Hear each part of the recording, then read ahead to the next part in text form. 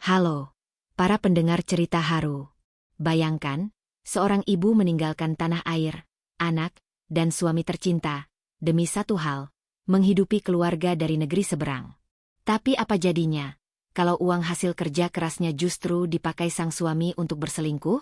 Kisah ini bukan sekadar cerita, tapi tamparan bagi setiap cinta yang dibalas pengkhianatan.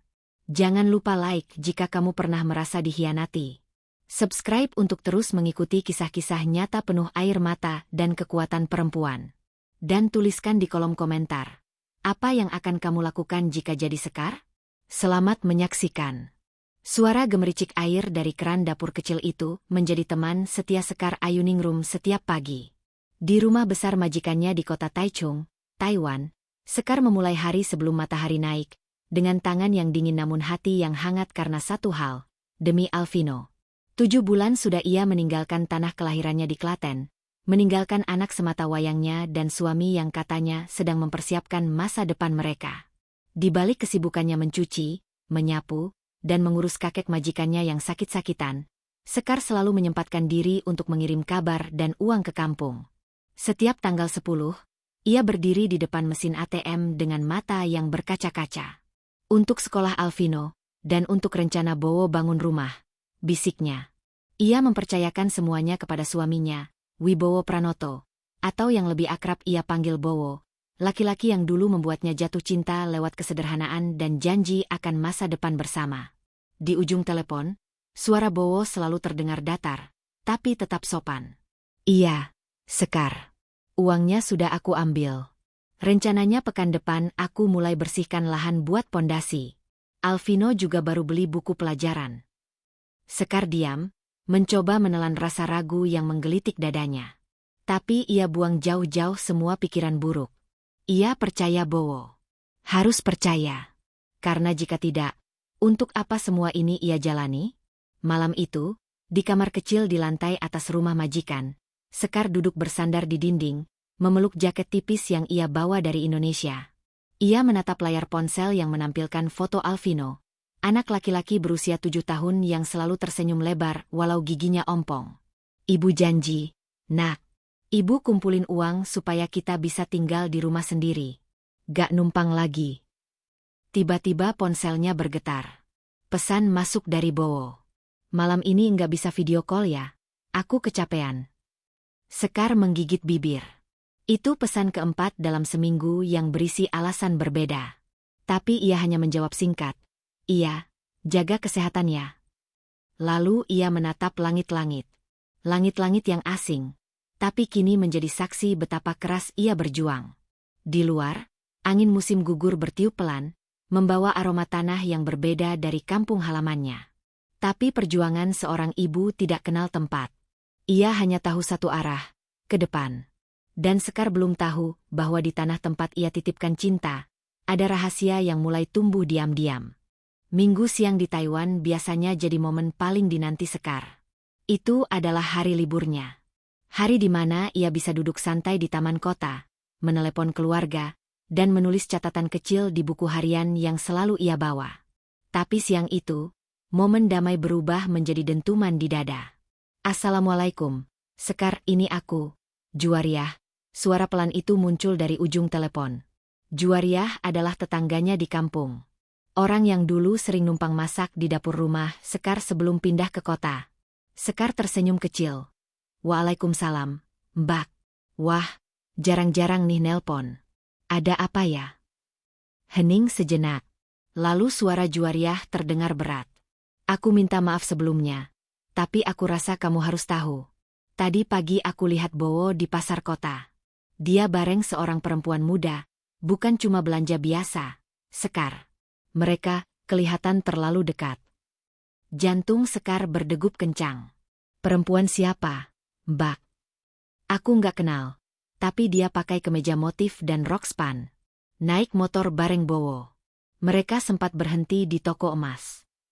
Sekar terdiam. Dunia seolah membeku. Uang yang ia kirim setiap bulan, ia bayangkan untuk membangun rumah dan masa depan. Tapi toko emas? Mbak, kamu yakin itu Bowo? Suaranya gemetar. Iya, aku yakin. Aku nggak langsung hubungi kamu tadi karena aku takut salah sangka. Tapi setelah lihat mereka masuk bareng ke toko itu, aku nggak tahan. Aku harus kasih tahu kamu. Sekar menatap langit siang yang cerah, tapi matanya terasa panas. Tangannya menggenggam ujung kerudungnya erat-erat. Ia ingin menyangkal, tapi batinnya menolak untuk tenang. Ini bukan firasat pertama. Sudah banyak sinyal kecil yang ia abaikan.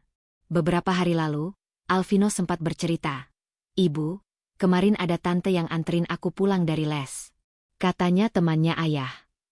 Sekar menganggap itu hal biasa. Tapi sekarang, kata-kata Alvino berubah makna. Pulang ke asrama, Sekar duduk di ujung tempat tidur. Ia membuka kembali pesan-pesan lama dari Bowo. Banyak janji, banyak rencana. Tapi semua tanpa bukti. Tidak ada foto pembangunan rumah, tidak ada laporan pembelian material. Hanya kata-kata. Ia menutup ponsel, napasnya tertahan. Untuk pertama kalinya, Sekar merasa ia sedang berdiri sendirian, di ujung keyakinan. Malam itu, setelah selesai menyiapkan makan malam untuk majikan, Sekar duduk sendirian di teras belakang rumah. Angin musim gugur mulai menusuk kulit, tapi yang lebih dingin justru pikirannya sendiri. Kata-kata Juwariah terus terngiang di kepalanya. Ia membuka kembali galeri pesan dari Bowo. Tak satu pun foto rumah. Tak ada dokumentasi tentang pembangunan. Tak ada gambar Alvino di sekolah. Hanya transfer rutin dan balasan seadanya. Tiba-tiba, sebuah ide menyelinap. Ia menghubungi sepupunya yang tinggal tak jauh dari rumah Bowo. Namanya Dewi Sri, perempuan ceria dan terbuka yang selama ini sering membantu menjaga Alvino saat Bowo sedang keluar rumah. "Mbak Yu Sekar? Kenapa malam-malam telpon?" Suara Dewi terdengar hangat. Sekar menghela napas, berusaha terdengar tenang. "Dewi, aku cuma mau nanya. Bener gak si Bowo lagi bangun rumah di belakang lahan Simbah?" Dewi terdiam sesaat. Lalu menjawab pelan. "Lahan Simbah? Loh, itu malah ditumbuhi rumput tinggi. Gak ada tanda-tanda pembangunan sama sekali." "Dek, loh, katanya sudah mulai bangun pondasi." Dewi menjawab jujur. "Enggak, Mbak Yu. Aku malah heran. Uang dari panjenengan kemana? Soalnya beberapa kali lihat Mas Bowo di kota bareng cewek yang... Ya, maaf, tampilannya mewah banget." Sekar memejamkan mata, menahan gemetar. Kali ini, bukan lagi dugaan. Ini bukti. Bukti bahwa kepercayaan yang ia pelihara seperti kaca bening, telah dijatuhkan dan retak tanpa ampun. Ia membuka aplikasi rekening, mengecek riwayat transfer. Jumlah yang ia kirimkan tiap bulan tak pernah kurang. Tapi nyatanya, tak satu pun hasilnya kembali dalam bentuk nyata. Dengan tangan gemetar, Sekar membuka aplikasi perekam layar. Ia mulai menyusun semua bukti, percakapan, mutasi rekening, tangkapan layar komentar orang yang mencurigakan di foto Alvino yang diunggah Bowo. Lalu ponselnya berbunyi. Bowo menelepon. Sekar menatap layar beberapa detik sebelum mengangkatnya. "Halo, Mas. Maaf tadi sore enggak bisa angkat. Lagi di bengkel." Suara Bowo terdengar santai. Sekar menahan napas. "Oh ya? Di bengkel mana? Yang kemarin atau beda?" Bowo terdiam sejenak. Bengkel, ya pokoknya di dekat pasar Wage."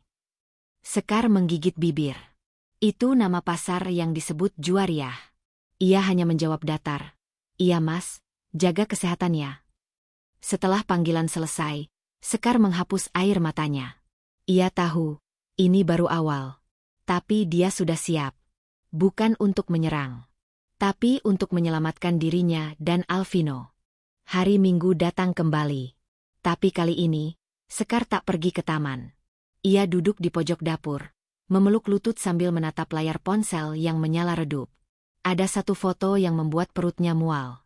Sebuah unggahan di media sosial. Akun milik seorang perempuan bernama Laras Kinanti, dengan caption sederhana. "Brunch with my Sunsine Matahari 2 Gratitude Happy Moments." Di foto itu, terlihat sosok Bowo duduk di kafe, menatap Laras dengan tatapan yang dulu hanya diberikan pada Sekar.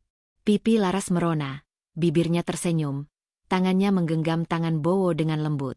Sekar menutup mulutnya, menahan isak. Jari-jarinya gemetar. Di saat ia berjibaku menyuapi kakek tua yang susah makan, menahan kantuk dan pegal demi upah bulanan, Bowo duduk manis menyantap kopi mahal bersama perempuan lain. Sore itu juga, Sekar memberanikan diri menghubungi satu orang yang selama ini ia hindari, Bu Rukmini, ibu mertuanya. "Assalamualaikum, Bu." "Waalaikumsalam, Sekar. Kabar kamu gimana, Nak?" Sekar menahan suara gemetar. "Bu, saya mau tanya. Mas Bowo, akhir-akhir ini sering ke rumah?" Hening. Lalu, dengan suara sangat hati-hati, Bu Rukmini berkata, "Sebenarnya ibu juga bingung harus ngomong dari mana. Tapi ya, beberapa kali ibu lihat dia datang bareng perempuan yang bukan kamu, Sekar. Katanya teman kerja. Tapi, mereka terlalu dekat. Ibu enggak buta."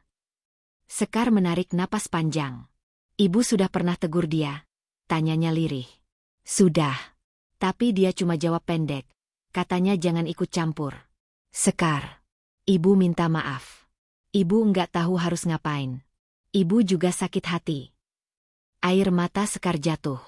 Tapi kali ini, bukan karena sakit, melainkan karena rasa lega. Akhirnya, satu orang di pihaknya.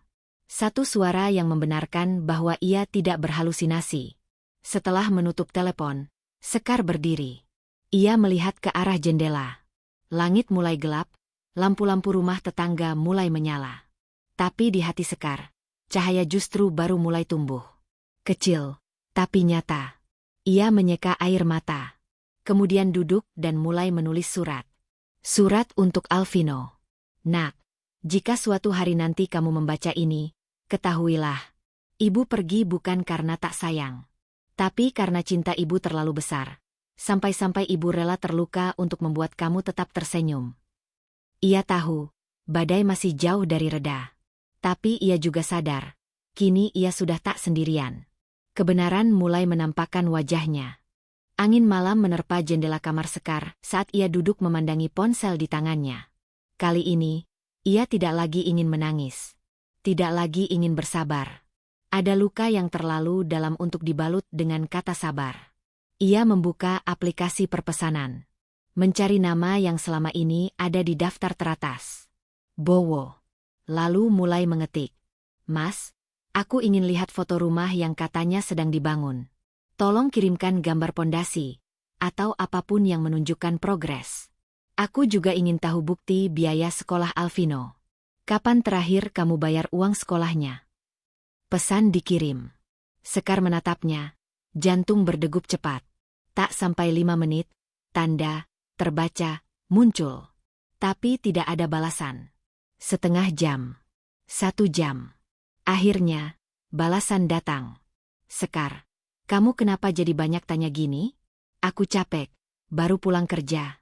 Besok aku fotoin, ya." Sekar menatap layar. Kali ini tidak lagi dengan gemetar, tapi dengan kepala tegak. Ia sudah tahu itu jawaban yang sama. Janji kosong yang selalu diulang. Seperti rekaman yang diputar ulang terus-menerus. Ia tidak menjawab. Malam itu juga, ia menghubungi ibunya di kampung, Bu Sumiem, wanita tua yang kini menjaga Alvino di rumah kecil warisan orang tua mereka. "Bu, mulai bulan ini, Sekar transfer langsung ke rekening ibu. Ya, ibu pakai buat kebutuhan Alvino." Sekar sudah nggak bisa percaya Bowo lagi. Terdengar keheningan di ujung telepon. Lalu suara lembut Bu Sumiem mengalir. "Ibu ngerti, Nak. Ibu lihat sendiri Alvino sering ke sekolah pakai sandal jepit. Ibu curiga juga, uangmu kemana?"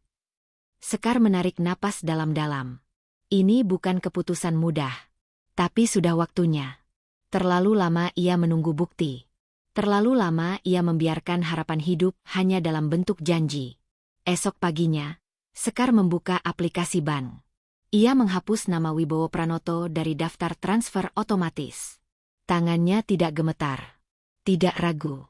Justru terasa ringan. Ia menggantinya dengan nama Sumiem binti Slamet. Menuliskan catatan kecil. Untuk sekolah dan makan Alvino. Beberapa hari kemudian, Bowo mengirim pesan panjang. "Sekar, kamu kenapa stop kiriman?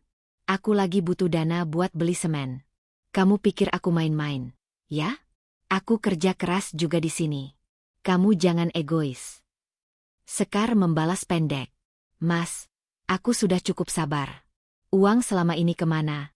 Aku tidak buta. Aku kirim uang untuk masa depan anak kita, bukan untuk dibagi dengan orang lain. Tak ada balasan lagi. Tapi Sekar tahu, diam itu bukan tenang. Diam itu pertanda. Bowo kalah dalam kebohongannya sendiri. Sekar tersenyum tipis. Untuk pertama kalinya, sejak ia tiba di Taiwan, ia merasa tidak lagi terikat oleh bayangan Bowo. Ia merasa merdeka. Langit di Taiwan sore itu mendung, seperti cermin dari hati Sekar. Sudah seminggu sejak ia memutus aliran dana ke rekening Bowo. Dan selama itu pula, ponselnya dipenuhi pesan marah, tuduhan, dan, anehnya, beberapa rayuan basi dari laki-laki yang dulu ia panggil suami. Namun sore itu, sebuah panggilan video masuk, dari nomor tak dikenal. Rasa curiga menyelinap, tapi ia tetap menjawab. Di layar, wajah Bowo muncul. Namun bukan sendirian. Di sampingnya duduk seorang perempuan berambut panjang, mengenakan cardigan merah dan celana kulot mahal, Laras Kinanti. Sekar nyaris menjatuhkan ponselnya. Sekar, kata Bowo, nadanya setengah teriak. Kamu tega ya? Kamu mau bikin aku malu depan orang? Kamu berhenti kirim uang, sekarang rumah belum jadi, utang nambah, dan dia ikut nanggung semuanya. Laras menyandarkan tubuh ke kursi, menatap kamera dengan tatapan penuh percaya diri. Bu Sekar, saya rasa kita bisa bicara baik-baik, katanya santai.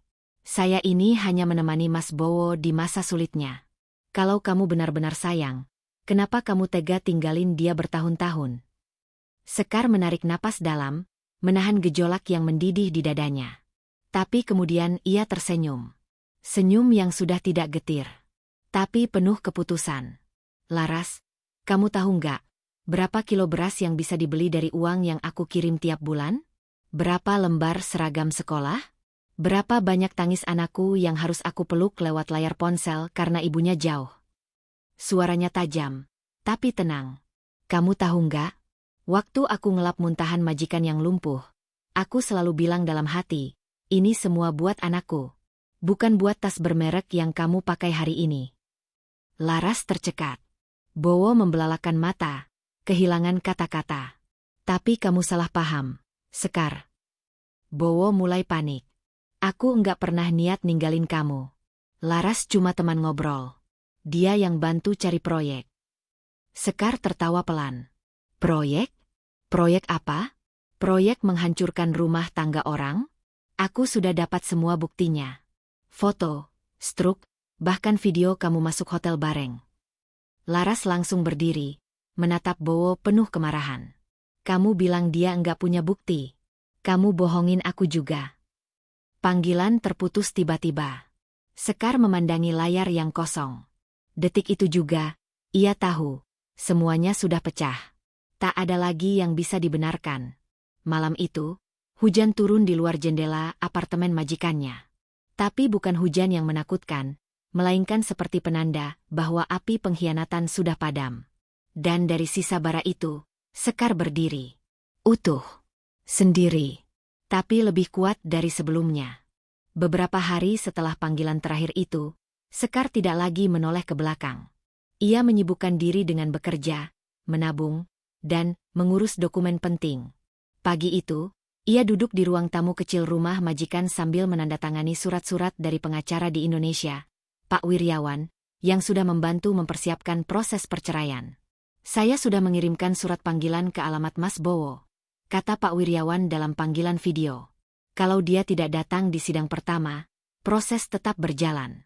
Dan ibu punya hak penuh atas anak. Sekar mengangguk pelan. Terima kasih, Pak. Saya sudah tidak ingin mempertahankan apa-apa lagi, kecuali Alvino. Beberapa minggu kemudian, keputusan pengadilan turun, perceraian resmi. Sekar tak menangis. Tidak ada air mata. Hanya hembusan napas panjang yang terasa seperti membuang sisa beban di dadanya.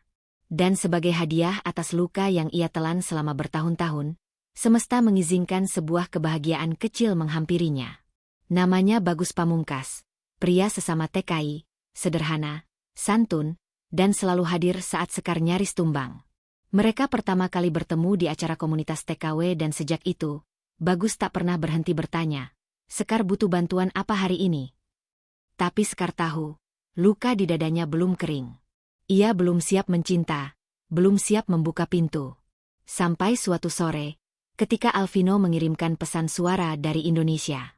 Suaranya riang, polos, dan penuh harap. "Bu, Alvino mau ikut ibu ke Taiwan. Aku rindu ibu." Sekar menangis sejadi-jadinya malam itu. Bukan karena patah, tapi karena harapan yang akhirnya menyapa dengan lembut. Ia segera mengurus visa keluarga, mengirim berkas-berkas, dan menyiapkan semua untuk menyambut sang buah hati. 3 bulan kemudian, di Bandara Internasional Taoyuan, seorang bocah lelaki berlari ke arah wanita dengan seragam abu-abu, lalu memeluknya erat-erat. "Ibu," serunya. Sekar memeluk Alvino seolah dunia hanya terdiri dari 2 orang. Di belakang mereka, terlihat Bu Sumiem tersenyum haru, menyeka mata dengan ujung kerudungnya. Hari-hari Sekar tak lagi sepi. Alvino kini sekolah di Taiwan, belajar bahasa baru, bermain dengan teman-teman anak pekerja migran, dan tidur di pelukan ibunya setiap malam. Bagus Pamungkas masih sering datang, tak pernah memaksa, hanya menemani. Dan perlahan, hati Sekar mulai melunak. Suatu malam, di balkon apartemen, Sekar berkata, "Aku belum tahu apakah aku siap membuka lembaran baru sepenuhnya. Tapi kalau kamu mau berjalan bareng, bukan mendahului, aku akan coba melangkah." Bagus tersenyum, lalu menjawab dengan tenang, "Aku di sini bukan untuk menggantikan siapa-siapa. Aku di sini untuk mendampingi, kalau kamu mengizinkan." Dan di balik senyum Sekar malam itu, tak ada lagi luka yang berdarah. Hanya bekas, yang menjadi pengingat, bahwa ia pernah terjatuh, dan mampu berdiri sendiri. Matahari sore menyusup di antara dedaunan taman kecil di sudut kota Taichung. Alvino berlari-lari kecil mengejar kupu-kupu bersama anak-anak lain, tertawa tanpa beban. Sekar duduk di bangku kayu di bawah pohon flamboyan, memandangi anak itu dengan senyum yang tak lagi samar, tapi penuh keyakinan. 2 tahun berlalu sejak ia pertama kali menginjakan kaki di tanah asing ini. 2 tahun penuh luka, perjuangan, air mata, dan pada akhirnya, pemulihan. Hari-hari Sekar kini tak lagi dibayangi janji-janji kosong. Tak ada lagi pesan-pesan manipulatif dari lelaki yang pernah ia percaya. Ia sudah menutup buku lama itu. Tak membakarnya, hanya menaruhnya di rak paling belakang, cukup sebagai pelajaran. Setiap pagi ia mengantar Alvino ke sekolah, mencium keningnya dan membisikkan doa. Setiap malam, mereka makan malam bersama, berbagi cerita kecil, dan tertawa karena hal-hal sederhana. Tidak mewah, tapi penuh makna. Bagus Pamungkas masih ada di sisinya. Ia tak pernah menuntut cinta dibalas utuh. Hanya berjalan di samping, menggenggam tangan Sekar ketika beban terlalu berat untuk dipikul sendirian. Dalam diam, ia merajut kepercayaan dengan benang kesabaran. Suatu malam, di depan cermin, Sekar berdiri memandangi bayangannya. Wajahnya kini tampak berbeda. Masih wajah yang sama, tapi penuh cahaya. Tak lagi perempuan yang memohon untuk dimengerti, tapi perempuan yang memilih untuk dihargai. "Ibu, besok kita bisa piknik lagi?" tanya Alvino sambil memeluk pinggang ibunya. Sekar tersenyum, mengelus kepala anak itu. "Tentu saja, Nak. Kita akan piknik ke taman yang lebih besar. Yang penuh bunga. Yang tak ada lagi air mata di sekitarnya." Dan malam itu, di bawah langit Taiwan yang bertabur bintang, Sekar tahu satu hal. Ia bukan lagi sekadar istri yang dikhianati, atau ibu yang ditinggalkan. Ia adalah wanita yang berdiri di atas kakinya sendiri. Yang memilih untuk kuat. Yang memilih untuk bangkit. Dan kini, hidupnya bukan tentang membalas, tapi tentang membangun. Bersama Alvino. Dengan hati yang utuh. Kadang, Allah izinkan hati kita hancur berkeping-keping, bukan untuk dihancurkan, tapi agar kita bisa membangun diri dengan lebih kuat dari sebelumnya. Sekar tak lagi menggenggam janji, ia memilih memeluk kenyataan dan menjadikannya pijakan. Kalau kisah ini menyentuh hatimu, like video ini. Subscribe agar kamu gak ketinggalan cerita penuh makna lainnya. Dan komentar di bawah. Aku juga bisa bangkit seperti Sekar. Karena, kisahmu bisa jadi inspirasi untuk orang lain.